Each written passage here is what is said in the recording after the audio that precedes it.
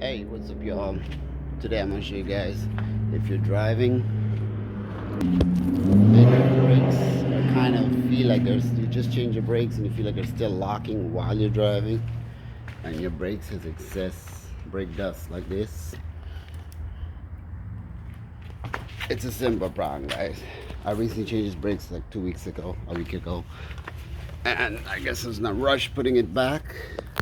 And ever since then, my mom been complaining that it's been kind of, when she's driving, feel like it's sticking. I smell burning. Ladies and gentlemen, I'm gonna show you the problem right now. Right there, line is kinked. That's what's causing this whole problem. So I'm gonna go ahead and flip it back around, and we should be okay.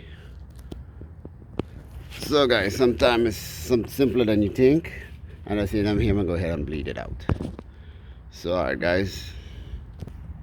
Thanks for watching. Hope this helped you out. Peace.